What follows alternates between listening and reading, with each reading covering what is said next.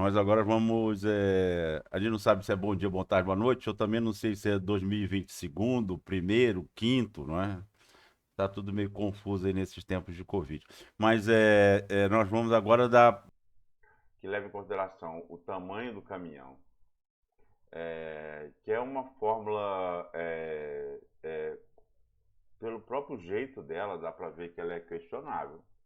E a experiência em floresta natural é que o melhor pátio é aquele que tem 20 metros de largura e 25 metros de comprimento. Antigamente se utilizava pátios muito maiores, de 30 por 30, mas hoje já é estabelecido. Um bom pátio em função da área que o pátio tem que atender para exploração. Um pátio de 20 metros de largura e 25 metros de comprimento já é um pátio super adequado, inclusive em exploração a frio, como a gente já viu lá, né? Exploração a frio, exploração a quente. No caso de floresta plantada, nem pátio existe, né? O transporte primário, seja por baldeio ou seja por arraste, é para a estrada, para a beira da estrada. Então, essa é só para constar, mas é uma fórmula para cálculo da dimensão de um pátio. De qualquer forma, essa fórmula ela fala da área do pátio. Ela não fala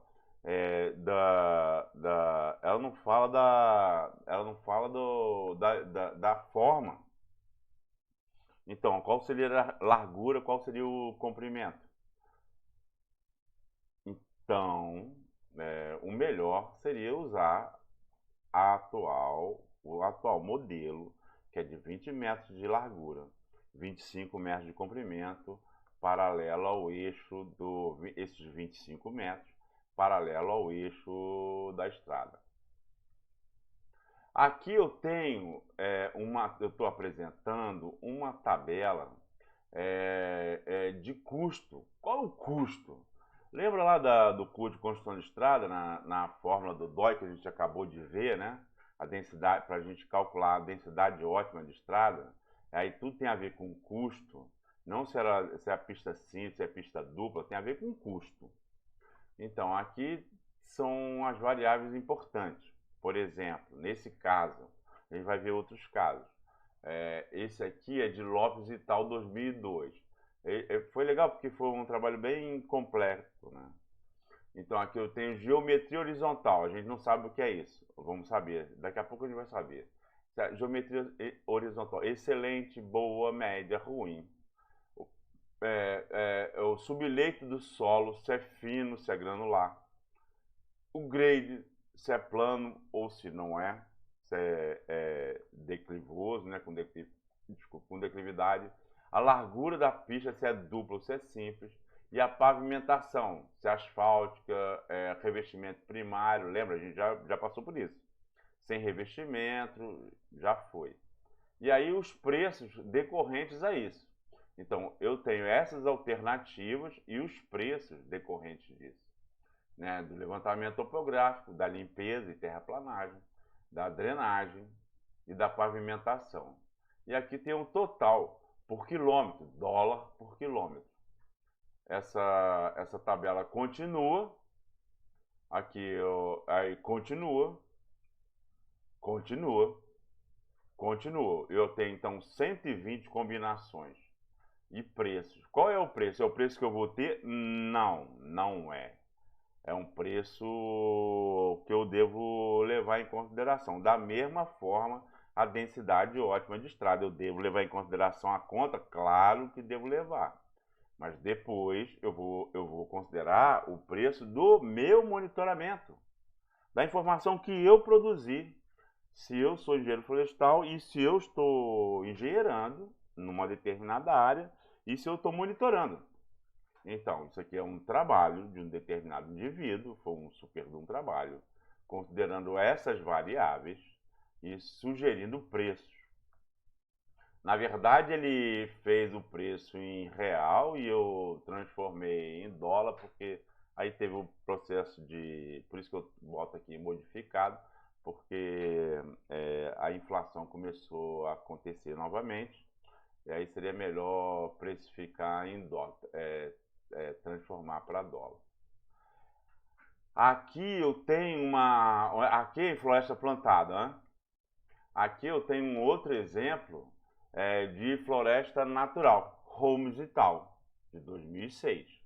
Que aí não tem tantas variáveis, só foi a situação específica que Holmes e tal trabalharam, com planejamento de estrada, planejamento de pátio, construção de estrada, construção de pátio, com a produtividade em hectare por hora e o custo em dólar por hora, dólar por hectare e dólar por metro cúbico na realidade do que o trabalho foi feito do Holmes e tal. Foi aquele super famoso trabalho que é super famoso, que a primeira versão inclusive foi de 2002, né, nem 2006, que fechou todas as etapas e custos da exploração de floresta natural. Isso aqui é informação de floresta natural, ao contrário da anterior, que é de floresta plantada. Aqui eu tenho outra, Pascoal e tal, que é o Permínio, né? O velho Permínio, falecido Permínio, que ele bota outros custos. Mas para que tantos custos? Para você poder comparar com o teu local, o teu planejamento e ter uma estimativa. Novamente, quando eu não tenho nenhuma informação da minha equipe, do meu equipamento, da minha área, eu tenho que levar em consideração aquilo que for mais próximo não é nem geograficamente, mais próximo em termos de situação da minha realidade. Então aqui Permínio Pascoal informa os custos, né? A produtividade e aí o custo. E ele ainda colocou aqui já direto, aqui ele coloca no livro, o custo de manutenção. Aqui ainda Permínio Pascoal de novo. Cada item de custo, a produtividade, o custo por quilômetro de estrada principal e na estrada secundária. A produtividade e o custo. Estrada principal aqui, ele está considerando a estrada permanente. Estrada secundária, ele está considerando estrada temporária. Então, em área florestal, como a gente já viu, o planejamento da estrada é em SIG. Os pátios e os buffers, não lembra? Não lembra? Começa o pátio, começa o buffer. E aí a classificação das estradas, que elas podem ser, que a gente tem que considerar, que ela pode ser permanente ou temporárias. Permanentes ou temporárias. E elas podem ser principais e secundárias. Então, o que seria permanente? Permanente é a estrada que tem tráfego contínuo o ano inteiro, independente da época de chuva ou de seca, né? E temporária não, é mais característico de floresta natural, que a gente só utiliza, que ela é só utilizada para tráfego pesado na época da seca. E principais e secundárias, ela é uma questão só de as secundárias, como se fosse um igarapé de primeira ordem e segunda ordem. As secundárias caem na principal. Por exemplo, eu tenho uma estrada secundária que tem pátios, né? No caso de estrada temporária, eu tenho uma estrada secundária que tem pátio, e essas estradas secundárias que tem pátio são unificadas por uma estrada principal, todas temporárias. Então tem temporária principal e temporária secundária. Nesse caso, não tem a ver com permanente ou temporária, tem a ver só com temporária. temporária principal e temporária secundária. Uma outra nomenclatura que a gente vê é principal, secundária e terciária. No caso, a principal seria a permanente, de acesso, a sede, a serraria, de vai e volta, da burocracia, de tudo, né? De rancho, de tudo, né? De oficina, de tudo, a permanente. Então, seria a principal. A secundária seria a principal temporária. E a terciária seria justamente aquelas que têm os pátios. Que ligando, né? No caso, tanto a secundária quanto a terciária seriam então temporárias. Há que salientar que em determinados momentos, se eu tenho uma serraria localizada numa distância já em função do tamanho da UPA, estou falando de estrada de floresta natural, que é tão longe que eu não consigo, naquele momento, naquela janela que eu tenho, que é em torno de 3 meses e meio de seca, de déficit hídrico, para colocar toda a madeira lá na sede, eu posso reunir a madeira num pátio, num determinado pátio. E desse pátio, que reuniu toda a madeira daquela unidade de produção anual, construir então uma estrada permanente que vai me permitir depois tirar toda aquela madeira que foi acumulada e colocar dentro do pátio da serraria, tá certo? Então, em geral, então eu falo estrada permanente ou temporária, eu tenho que saber o que é isso, que a gente já falou, né? Principal e secundária, né? Que aí tem a ver com a ordem, né? Com a ordem, né? E aí também posso ter essa nomenclatura aqui de principal, secundária e terciária, conforme eu esclareci. Bom, a estrada, ela tem que ser marcada no campo. Eu planejei lá no escritório, não é? A gente planejou lá no escritório. Conforme o DOI, a topografia, as curvas de nível, né? E a separação ótima, ou os pátios, né? Dependendo se eu estou trabalhando com floresta plantada ou floresta natural. Né? Mas então eu planejei e agora eu vou marcar com fita. Tem uma equipe que vai marcar com fita por onde a estrada, com fita e baliza por onde a estrada vai passar. Eu vou passar agora uma metodologia que é a metodologia que eu mais acredito. Não quer dizer que essa metodologia seja a melhor. Você você engenheiro, você engenheira, vai decidir qual que é. Existe muita variação e eu sou suspeito para falar da metodologia que eu acho mais adequada, mas eu vou mostrar aqui, ok? Lembra que eu fiz aquele zoom, me afastando e me aproximando da área, pelo divisor de águas, distribuindo as minhas estradas. E aí, ou através de pátios e buffer de pátio, 250 metros e 300 metros, ou através de buffer de estrada, porque eu já calculei, já aprendi a calcular a separação ótima de estrada. Então eu vou, mas o traçado tem a ver com a separação ótima, né, com a distância média de arrasto, que a gente já aprendeu a calcular de formas diferentes, mas eu tenho que fazer aquele traçado assim, pensando nas curvas de nível, no traçado do que a composição veicular de carga suba, sem precisar de auxílio de nenhum trator, não é? Então eu faço isso, então é um olho na missa, o olho no padre, não lembro como é que é o ditado, mas eu tenho que pensar dos dois lados ali, eu tenho que olhar a teoria, olhar as contas, olhar as curvas de nível, distribuir, olhar eventualmente a limitação no caso de floresta natural, a limitação de estrada, para eu poder chegar num ótimo, tá certo? vamos aqui pensar aqui como é que a gente faz para delimitar. Você acabou delimitando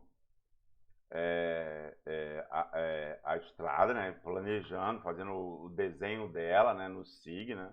E agora vai uma equipe de campo para marcar ela, tá certo? E aí nós vamos ver aqui, ó.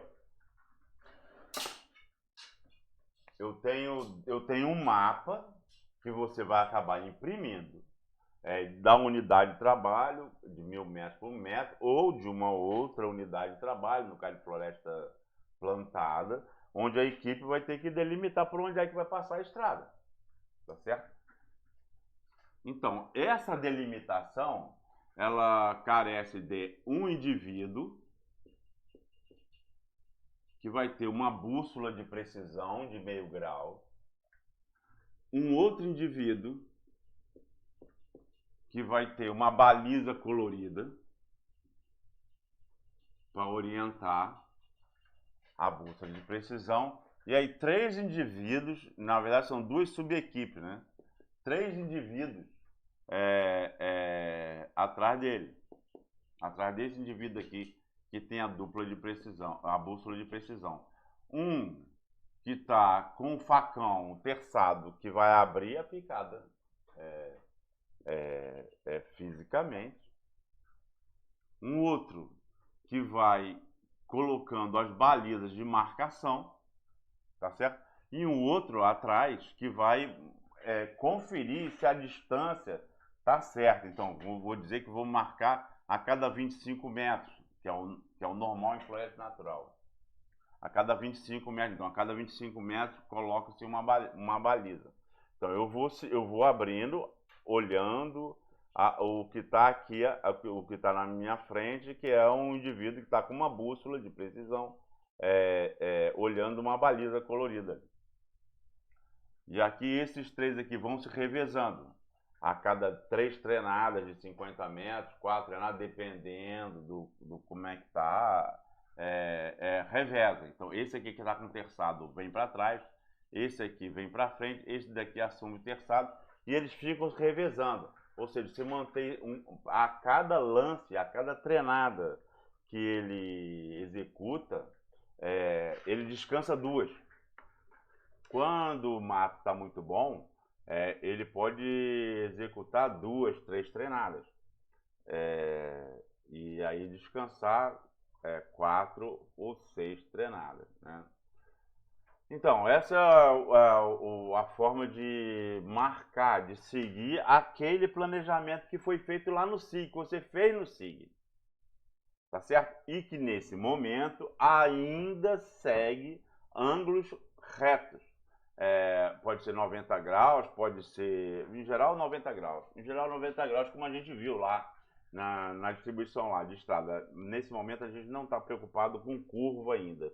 A gente está só preocupado que a estrada ou que os pátios, unidos pelas estradas, atendam a toda a área. Ok? Beleza.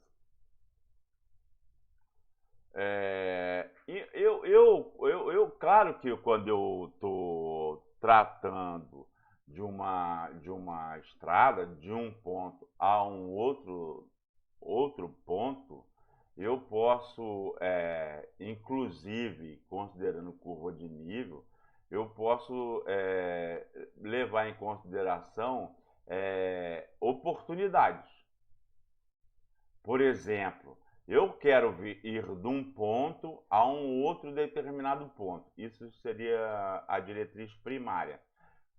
Entretanto, em função de acidentes ou em função de oportunidades, por exemplo, de pontes já construídas, eu posso modificar a diretriz primária, que seria justamente a linha que liga o ponto A com o ponto B, a diretrizes secundárias, tá certo? Que essas diretrizes secundárias, elas podem ser de condição ou de circunstância. Condição seria, por exemplo, ponto obrigatório. passar no alojamento, passar no ponto de ônibus, passar seja lá onde for, pô, tem que passar ali, tá certo? Tem que passar naquela clareira, tem que passar naquela beira de igarapé, naquele porto, sei lá. Seria de condição. E outra de circunstância é de oportunidade, tá certo? Como por exemplo, esse daqui seria um ponto de oportunidade, de circunstância, já que já tem uma ponte aqui, e uma ponte custa para construir, dependendo da ponte, então vou aproveitar essa ponte para passar nela lá. Tá beleza? E aí é que eu tenho uma poligonal. No campo, eu construo com baliza e bússola, né? Eu construo uma poligonal, ligando cada um dos pontos por onde eu pretendo passar, tá certo? Desviando eventualmente, aproveitando uma ponte eventualmente, então eu construo cada um dos pontos. Essas balizas agora não, agora essas estacas que eu coloco, agora não são mais balizas, são estacas, são estacas numeradas e a distância delas é uma distância fixa, que a gente chama de corda. Então, vamos dizer que eu tenha uma corda de 20 metros. Quer dizer o quê? Que essa estaca aqui, 121, ela vai ter, da origem, 101 vezes 20 metros. 101 vezes 20 metros vai ser a distância dessa estaca 121 até a origem. A estaca, e assim sucessivamente. Quando eu tenho uma curva, uma declinação, eu mantenho a distância, mantenho a minha corda da 123 para 124, que continua sendo de 20 metros. Mas essa estaca aqui, cada uma dessas estacas tem uma estaca, né? Uma estaca e uma testemunha, como a gente vai ver. Mas essa estaca aqui a gente chama de estaca prego, que não é da corda. Por quê? Porque se eu faço curva, eu tenho diferença de distância aqui e pelo número da estaca, eu tenho que saber qual é a distância da origem, qual é a distância da estrada que eu vou construir. Então, essa estaca assim, de curva, que tem uma declinação, eu chamo de estaca prego. E aí ela vai ser, por exemplo, 123, já que no caso do exemplo aqui, 123 mais 8,5. Ela está depois da 123, antes da 124, e ela aqui está como 123 mais 8,5, que ela está 8,5 de distância da estaca 123. E é uma estaca prego, que a gente chama, porque é uma estaca que tem uma declinação. Aqui, de novo, aqui eu tenho uma outra declinação, aqui eu fiz uma declinação para a direita, e aqui eu tenho a estaca 128, a minha corda é de 20 metros, então é 128 vezes 20. Então é 128 mais 6,30, tá certo? E aqui é 129. Então essa estaca prego aqui, ela vai receber um número, né? 128 mais 6,30. E aqui a 129. Ou seja, da 128 a 129, eu mantenho o tamanho da corda. A corda, porque é o barbante que eu posso esticar de estaca em estaca. Tá certo? Aqui eu tenho a representação, né, de uma estaca, né, aqui a estaca 436, tá aqui um diâmetro aproximado, né, 10, 15, né? E aqui, mas essa aqui é a testemunha. A estaca verdadeira, ela fica enterrada no chão. No piquete enterrado no chão. Essa daqui para chamar a atenção, mas eventualmente se alguém arrancar alguma coisa assim, a estaca verdadeira está no chão, quase sumida. A estaca testemunha é que fica próxima à estaca verdadeira. Essa daqui é só para chamar a atenção, né? E se eu perdê-la, eu continuo tendo a estaca que é a estaca real. Tá certo? Então tá aqui, ó, a marcação, ó, 123 mais 8,25, uma estaca prego, tá certo? Um prego, taxinha em cima, informando que ela é uma estaca prego, uma estaca de curva, né, de declinação. Tá certo? E qual é o caminhamento? O caminhamento é de uma planilha. Espera aí. Eu posso fazer isso muito melhor no SIG? Lógico que eu posso fazer muito melhor no SIG. Mas eu tenho que aprender de cabo a rabo, eu tenho que aprender tudo para poder fazer. Quanto mais eu me informatizar, usando coletor de dados, por exemplo, usando o GPS inclusive aquele manual que eu mostrei atrás, do manejo de precisão, que eu usei lá para fazer modelagem digital do terreno, eles não preveem nem a picada, aquele manual ali é para manejo de floresta natural, não importa. Aquela parte de modelagem digital do terreno pode ser aplicada em qualquer lugar. Mas o manual ele trata de mais coisas, além da modelagem digital do terreno. E no que se refere ao censo florestal, o mapeamento de todas as árvores, que tem que ser realizadas picadas em geral.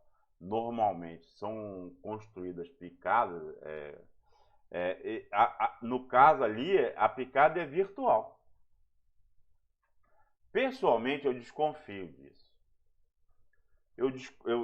Pessoalmente, eu nunca apliquei. Pessoalmente, eu desconfio. Por causa da imprecisão do GPS, que dá um erro de 6 metros, né?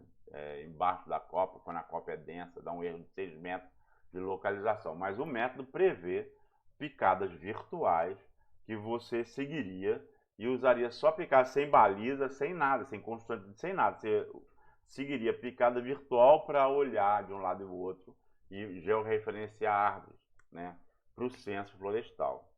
Considerando um erro que gira em torno de 6 metros, não é? Essa picada ficaria meio torta. A localização das aves perderia precisão.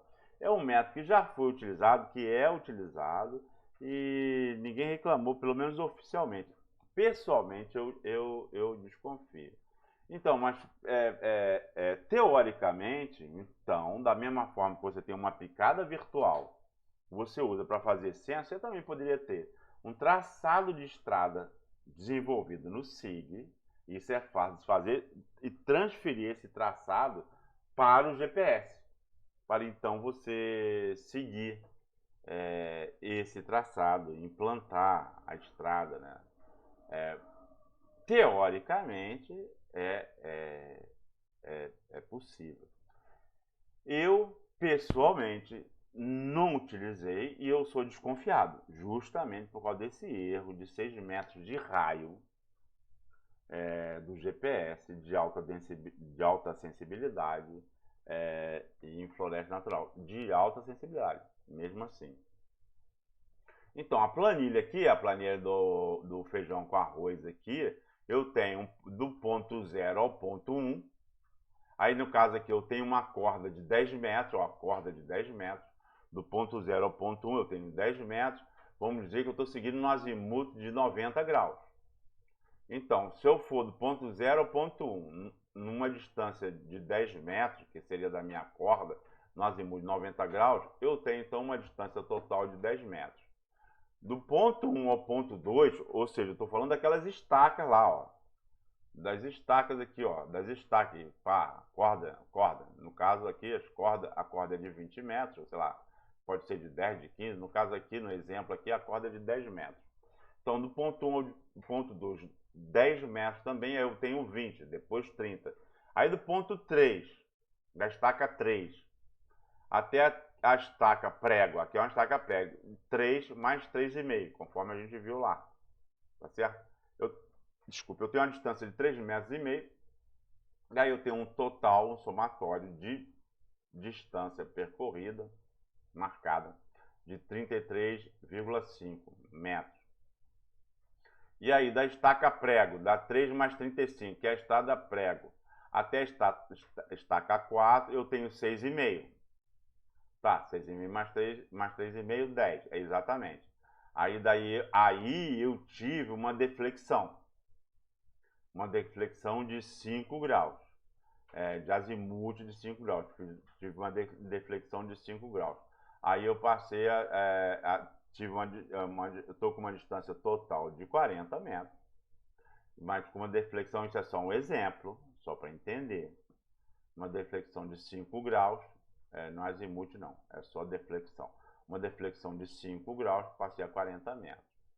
Aí depois da 4 para 5, 10 metros de novo, agora o azimuth é 95 graus.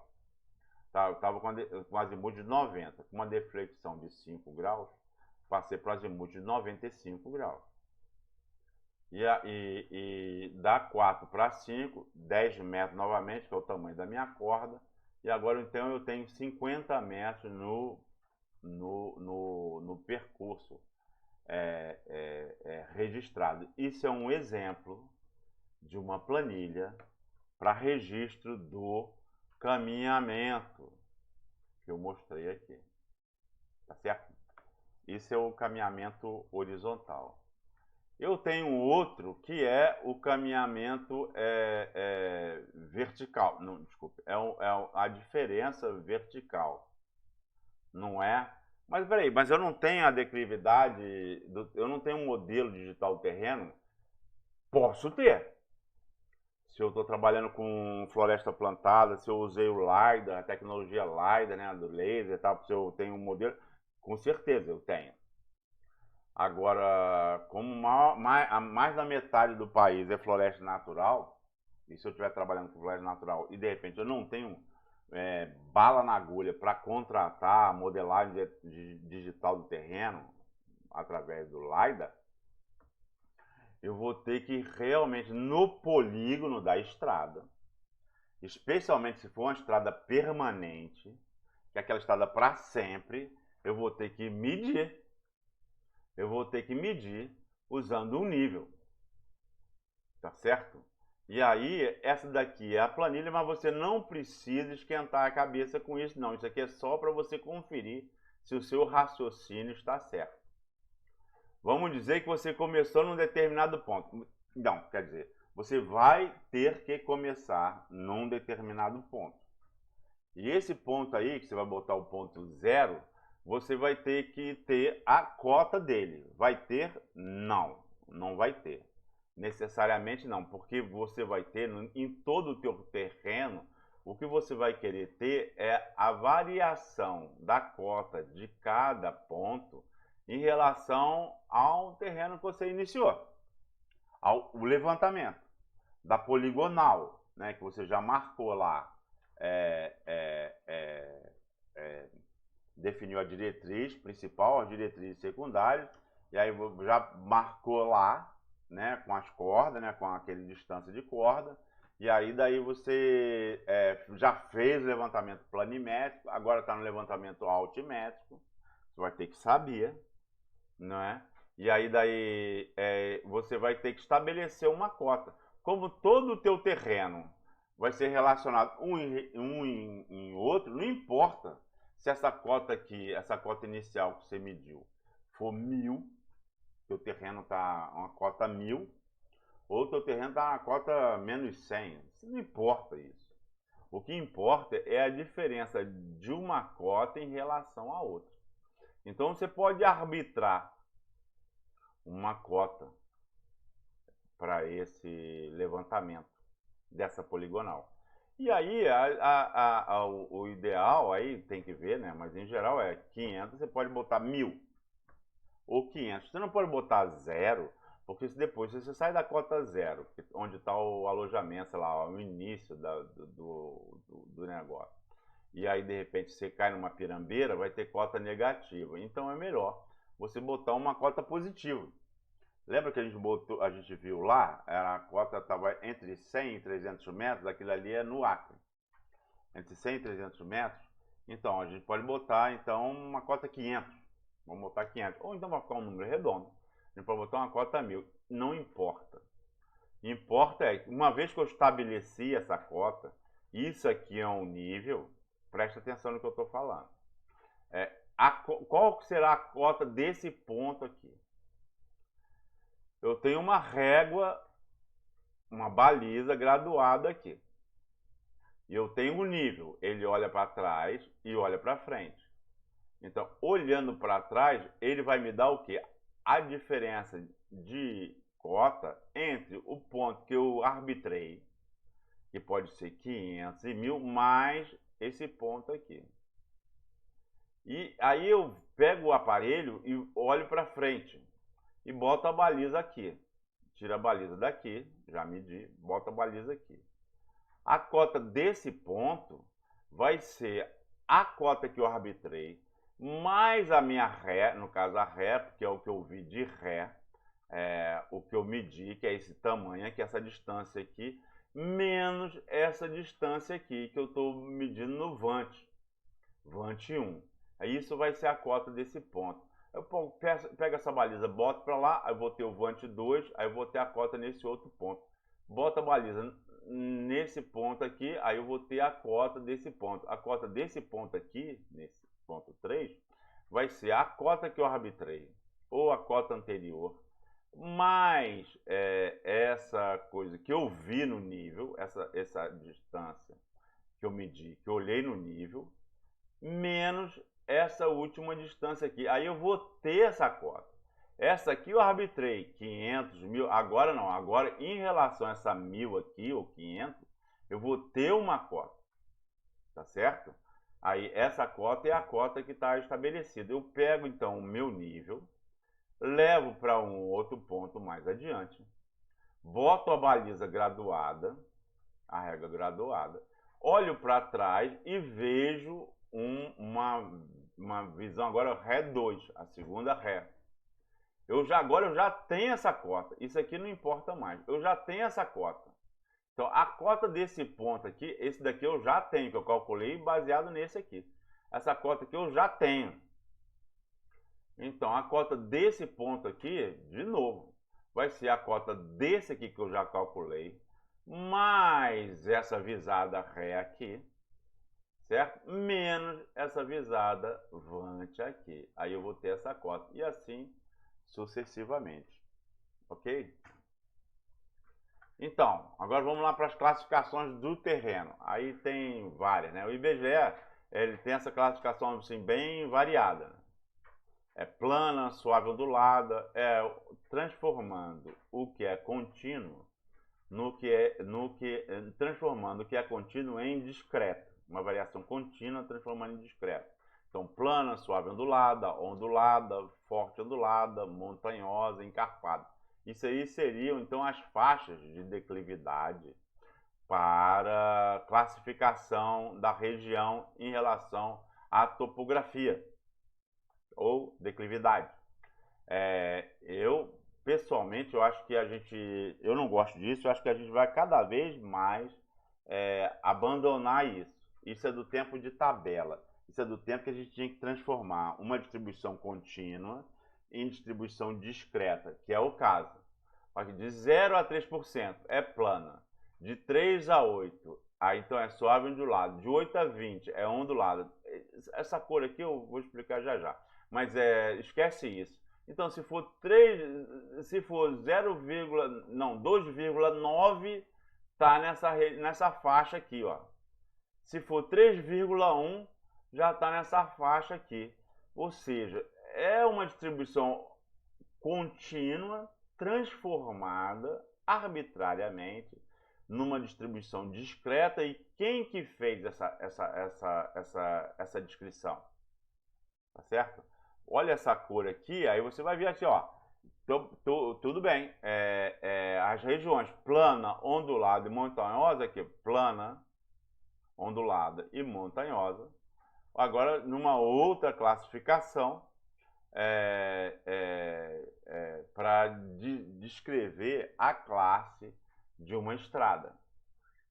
Tá beleza? O que é a classe? Então, numa região plana, a estrada vai ser classe 1 se a velocidade diretriz dela for de 100 km por hora.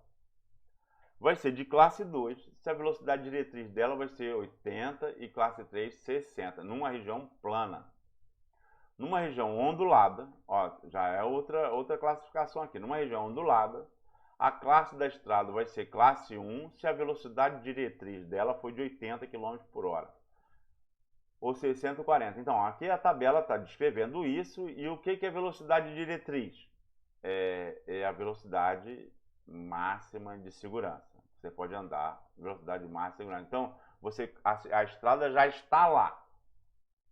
Ela está em região plana, ondulada, montanhosa.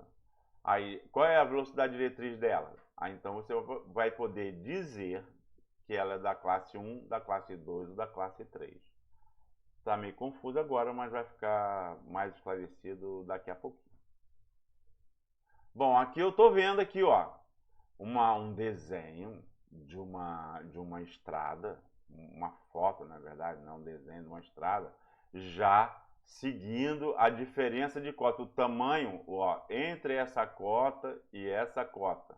Aí teve que ter essa distância. Entre essa cota e essa cota, aí teve que ter essa distância. Então, respeitando a distância entre cotas para garantir a declividade. Veja que aqui eu tenho uma curva que eu estou no mesmo nível para começar a subir de novo. Igual aqui eu também tenho uma curva, o que eu fico no mesmo nível para começar a descer ou subir novamente. Ok? Então, geometria horizontal. Lembra que lá naquela tabela lá na frente, a gente falou de geometria, a gente falou de de 4 variáveis, né? Uma delas é a geometria horizontal, que aqui também. Ela pode ser classificada, ó, de novo, discretamente, né? Em excelente, boa, média, ruim. O que é isso? É um índice. Que índice é esse? É isso aqui, a geometria horizontal. E aí é o raio médio das curvas em metro. Qual é o raio médio das curvas em metro? Sobre o número de curvas. Então, quanto maior for o raio médio da curva, eu vou ter uma melhor geometria horizontal. Ó, quanto maior for o numerador, maior vai ser a classificação da minha geometria horizontal. Quanto maior for o raio.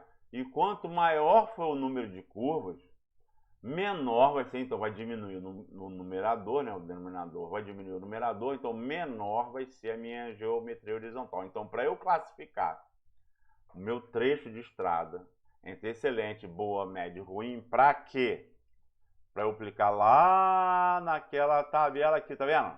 Geometria horizontal, excelente, boa, média, ruim. É isso aqui, geometria horizontal. Aí eu vou poder classificar, né, o meu traçado de estrada. Eu posso melhorá-lo ou não. Sou eu que decido, porque eu que estou construindo a estrada. Tá beleza? Então, olha só como tudo é de seguir. Se eu não tenho a distribuição contínua, eu sigo a tabela que foi gerada numa distribuição contínua e transformou a contínua numa discreta. Então aqui, ó, tem uma classe de estrada, classe 1, Aí daí a geometria horizontal, excelente, boa, média, ruim, excelente, boa, média, ruim, tal. E aqui tá, aqui a largura da superfície. E aqui eu tenho a velocidade diretriz. Olha só, então a velocidade diretriz, que aí não tem a ver se eu usar decimal, se arredonda para baixo, né? E para um número adequado, né? 62, você vai arredondar para 60. A velocidade de 67, você vai arredondar para 65, talvez 60, que você vai botar placa lá na sua estrada. Mas isso aqui é para você saber, tá certo? Não pode ficar variando toda hora, tem que arredondar para baixo para manter a coisa mais ou menos uniforme. Mas você saber qual é a velocidade diretriz que deve constar na placa, com limite, em função da geometria horizontal da sua estrada que você já calculou aqui. Beleza? Então, velocidade e distância outra coisa que você tem que levar em consideração, velocidade e distância de visibilidade. Uma vez que você já calculou, já definiu a velocidade diretriz, aí então aqui já está, essa tabela já informa a distância de visibilidade que você tem que ter na curva. Ou na reta, mas na reta é na reta. Mas na curva, qual a distância? Então se a velocidade é 20 km por hora, você tem que olhar 40 metros. Para quê? Para você ter tempo de frear. Tá certo? Se é 30, 70 e assim sucessivamente, como essa tabela está informando. Em curva, também em curva é curva, então você deve ampliar a largura da estrada quando estiver em curva. E aqui está o raio da cor de 20 metros, 30, 40, aí daqui tem essa faixa aqui, aí um ângulo da cor menor que 30 ou maior que 30 graus, e quanto que você vai aumentar a largura da pista em metro, tá certo?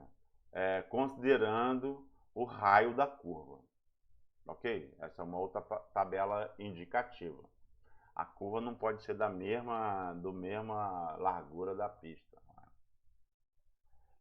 E aqui também, considerando a velocidade diretriz, ou seja, aquela velocidade lá que a gente levou em consideração em função da geometria horizontal, qual seria o raio mínimo da curva. Tá beleza? A gente vai ver de outra forma. No manual, que eu não falei, eu devia ter falado, mas a gente vai falar na próxima conversa sobre estrada, que é a segunda parte da estrada, a gente vai falar do manual do Serviço Florestal Americano, que o Serviço Florestal Brasileiro adotou, que já tem uma tabela direta já, de acordo com o raio da curva. Qual o raio da curva? Opa! Olha lá, o raio da curva. De acordo com o raio da curva, qual que é a deflexão, o ângulo de deflexão que você vai ter que adotar? Vou explicar isso melhor. Aqui, olha para o quadro aqui. Vou aqui botar aqui no quadro para poder explicar melhor. Veja bem.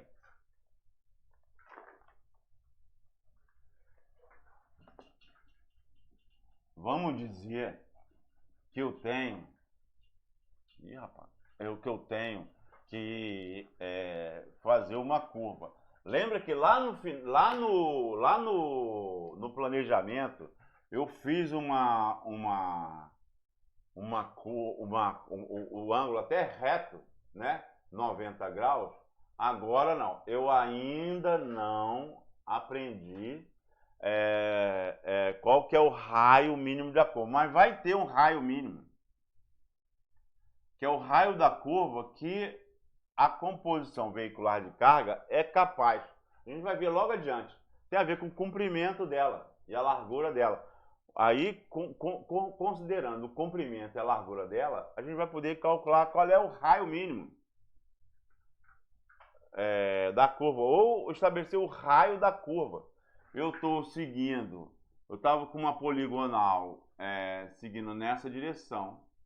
E aí eu fiz uma deflexão. E esse aqui que é o ângulo da curva. Eu estava indo para lá. E aí eu mudei a direção. E aí o ângulo da curva é esse aqui. E esse ângulo da curva que está aqui é o ângulo da curva que vai ter que ser a da curva aqui também. O veículo vai chegar aqui e vai passar a estrada, vai ter que vir por aqui. E não vir para cá e virar ali. Ali é só a poligonal que eu coloquei. Agora eu tenho que fazer um outro traçado, considerando o raio mínimo. Tá certo? Ou o raio da curva. Tem um raio mínimo, mas o raio da curva. A gente vai aprender a calcular esse raio. Mas agora veja bem, eu tenho uma poligonal que tem um ângulo, tá certo? E aí isso vai ser o ângulo dessa curva aqui. Tá certo? Agora veja bem, isso aqui tudo bem. Aqui eu desenhando fica fácil. Mas imagina no mato. No mato você está seguindo, aí tem a estaca 122, a estaca 123. A corda é a distância em metro entre as estacas, né? A estaca 124, 125, 126, 127, pá! Aí você chegou lá na estaca prego, que tem uma curva. Aí você calculou, a gente não aprendeu a calcular ainda, mas você calculou qual que é o raio da curva. Esse raio da curva tem que ser calculado em função do comprimento e da largura do veículo que vai passar nessa curva aqui, né? Senão ele não faz a curva. Então, qual que seria uma boa? Você ter um super de um compasso, não é? Um super do helicóptero que carregasse esse compasso. Na ponta seca, que ia colocar aqui, aí a outra ponta, em vez de ter grafite, ia ter sei lá, uma motosserra, né, que ia riscando assim, ó. Imagina o helicóptero que tá segurando o super do compasso, a ponta seca aqui, o helicóptero tá aí riscando aqui.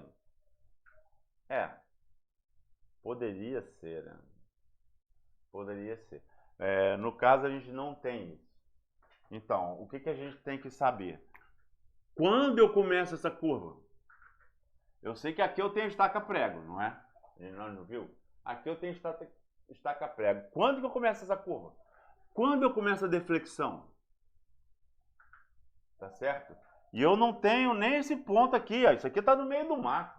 Eu tenho só uma picada. E tudo que eu tenho é uma picada, aí tem a estaca prego e outra picada para lá. Quando que eu começo? Então, são duas coisas que eu tenho, né, que levar em consideração. Uma coisa é a minha corda. O que é a corda? Aquela distância entre balizas, né? A distância entre estacas, né? Quanto menor for a minha corda, mais suave vai ser o traçado da minha cor, né? Se a minha corda tivesse um comprimento super grandão, eu ia fazer assim e fazia assim. Não, então a minha corda, que a gente vai ver ali, 8 metros, 10 metros, 5 metros, a gente vai ver isso adiante. Então, de 5 em 5 metros, eu vou ter que ter uma deflexão. Um ângulo que vai dar uma quebrada para eu, ao final da curva, considerando esse raio aqui, terminar, começar aqui e terminar aqui. Como que eu vou saber onde eu começo a curva? O que eu tenho lá? Imagina você está aqui, ó. Tô vendo só o seu boné aqui, o teu boné aqui. Eu estou te olhando de cima. Como que você vai saber? Você só tem uma picada. Se você continuar seguindo a picada, você vai chegar na estaca prego. Então é antes. Como que você vai saber? Pela trigonometria. Então, pela tangente da curva. Então, tem a curva, tem a tangente, né? Então, a metade do ângulo da curva, né? A tangente do ângulo da curva, que é a metade, a tangente do ângulo da curva, sobre 2, porque é a metade só, vezes o raio da curva. Vezes o raio da curva. Ah, tu não está sabendo o que eu estou falando, não? Volta lá na calibragem. Não vou te ensinar isso mais, não. Volta lá na calibragem. Então, a tangente do ângulo da curva sobre 2, da metade do ângulo da curva, né, sobre 2, vezes o raio da curva. Mas qual é o raio da curva? A gente vai aprender a calcular já já. Mas isso aqui é quando começa, antes da estaca prego. Isso aqui, ó, essa é a distância. Então, se a estaca prego está a 2.850 metros, vamos dizer, uma vez que eu calculei isso, tangente do ângulo da curva sobre 2, veio o raio da curva. Onde é que eu calculei esse raio da curva? Raio da curva a gente vai calcular ainda, vai aprender a calcular ainda. Mas isso daqui é a distância onde começa a curva, onde eu vou estar andando na picada, aí eu vou saber que é estaca 1, estaca 2, estaca 20, 30, Eu vou saber qual é o ponto, tá? Que vai ter uma distância que eu calculei aqui, onde vai começar a curva. Tá certo? E onde vai também terminar a curva depois da estaca prego, que é o raio da curva vai chegar aqui. Agora eu te pergunto, eu vou ter então traçados, né, que é o tamanho da minha corda, né, e qual que vai ser o ângulo. Então, já sei que começa aqui, a curva, eu vou estar aqui na picada. Eu não sei, nem quero saber onde fica o centro dessa curva aqui, porque eu não tenho um compacto gigante, não tenho um helicóptero gigante, não tem nada disso, eu só tenho aqui. Eu sei que começou aqui, porque eu fiz o cálculo. Qual o cálculo? Tangente do ângulo da curva sobre 2 vezes o raio da curva. O raio da curva, estou devendo. Vamos explicar ainda. Mas aí então, começa aqui. E aí, eu faço o quê? Eu faço esse ângulo da curva, boto direto? Não. Eu vou botar de corda em corda. De corda em corda. Qual corda? Depende do tamanho da minha corda. Mas aí é fácil, a conta é fácil. 2πr, 2π raio da curva é igual a 360 graus. Tá certo? E aí, esse tamanho, 2πr é um tamanho. 2π raio da curva em metro. 2π raio da curva, 2πr é um comprimento em metro. Tá certo? Significa 360 graus. Tá certo? E agora, numa corda de apenas 8 metros, 10 metros, 20 metros, seja lá quanto for, vamos dizer 20 metros, né? Quantos graus vai ser? Ou seja, o grau de declinação em cada seção que eu vou ter que estabelecer para fechar a minha curva. Tá certo? É isso que essa tabela aqui do Serviço Florestal Americano mostra, e é que eles utilizam naquele manual, pelo menos no manual que eles falam, né? Então, se o raio, dependendo do raio da curva, mas aqui está em pé, né?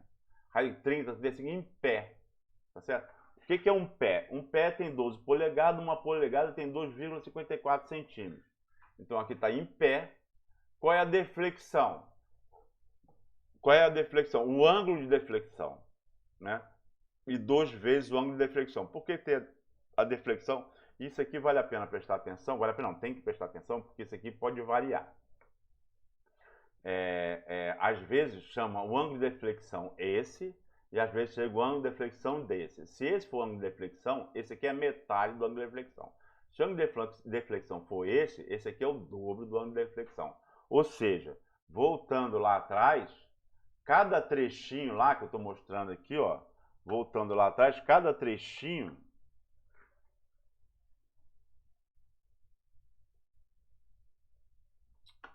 peraí, calma aí.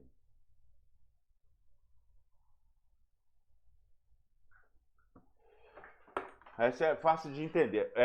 Cada trechinho desse aqui vai ter um ângulo de deflexão. Se eu considerar que cada trecho desse vai ter o ângulo de deflexão, que é aquele que eu calculei por 2πr, razão em proporção de 2πr. Só que o primeiro, e você percebe isso quando você entra numa curva, numa estrada, o primeiro é a metade dos intermediários. O último também é a metade. Se você chama esse primeiro do ângulo de deflexão, então os intermediários são o dobro do ângulo de deflexão.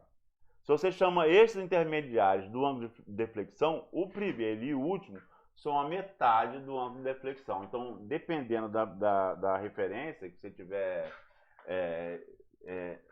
analisando ou se consultando, o ângulo de deflexão vai ser ou intermediário.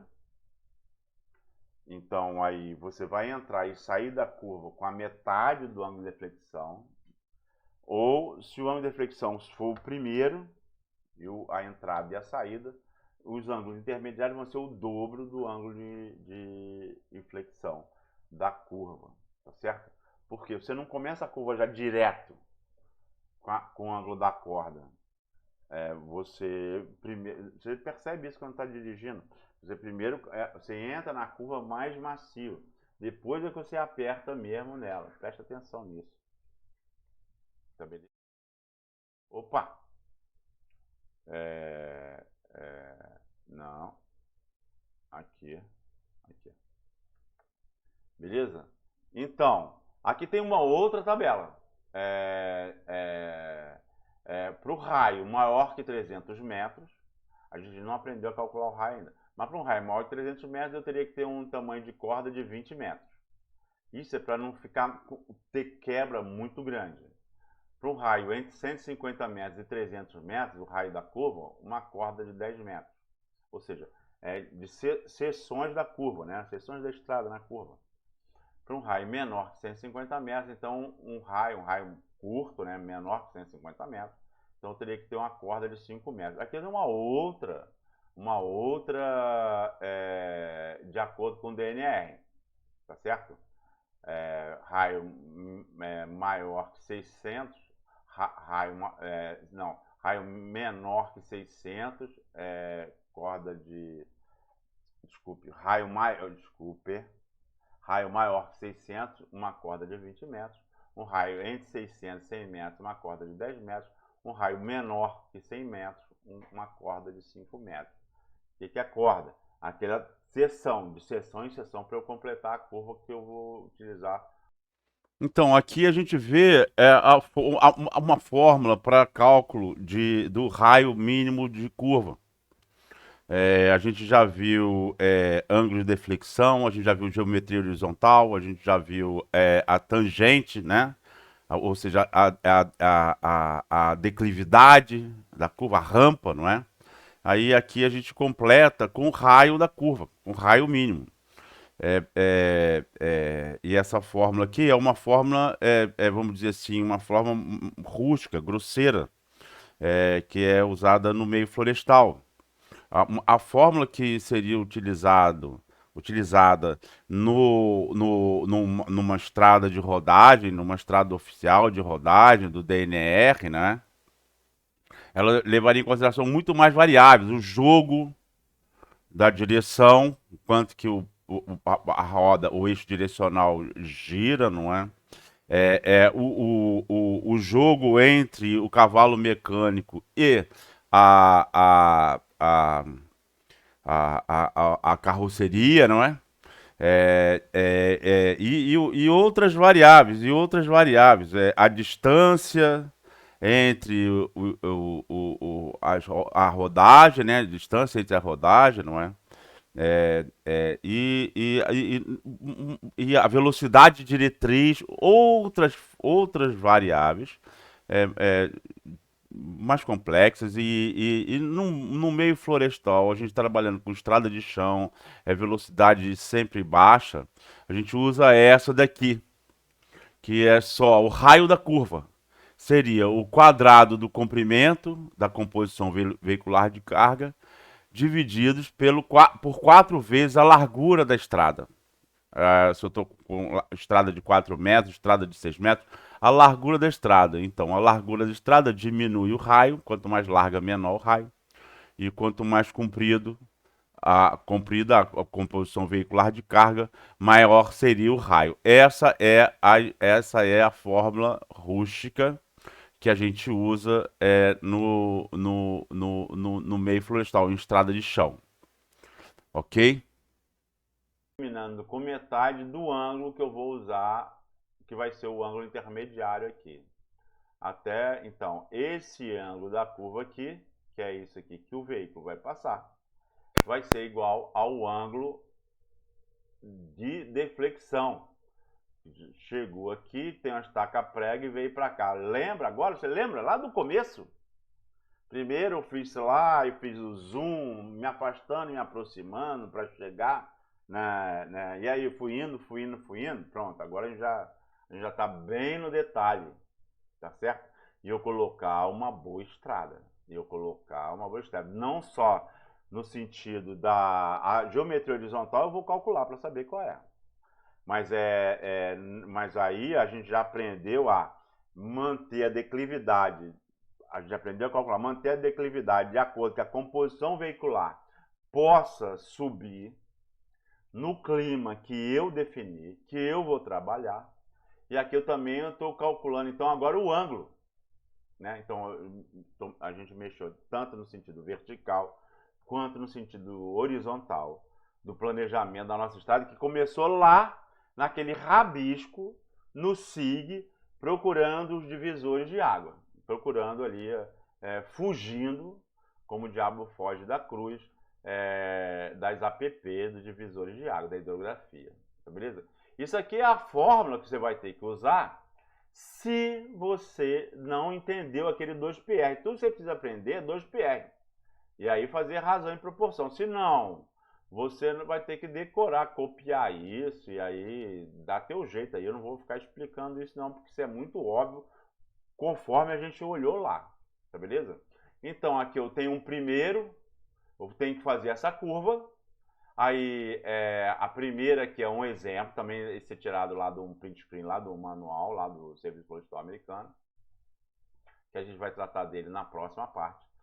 Então eu tenho um primeiro, tá certo? Então 9 graus e meio, que é o primeiro ângulo de flexão, azimuth 29,5, aí depois aí passou 19 graus, 19 graus, 19 graus, isso aqui é o tamanho da corda, 19 graus, aí o último 9 graus e meio de novo, completando a curva. Tá certo? Essa tabela aqui, né? E esse desenho aqui são lá do manual do Serviço Florestal Americano, que o Serviço Florestal Brasileiro traduziu e que eu disponibilizei lá no SIGA. Tá certo? Fim da primeira parte. Terminamos essa parte. Olhe com carinho. Uma boa tarde, uma boa noite, um bom dia, seja lá que hora que você está vendo isso. Tá beleza? Qualquer coisa, conversamos durante a aula. A próxima oportunidade, melhor dizendo.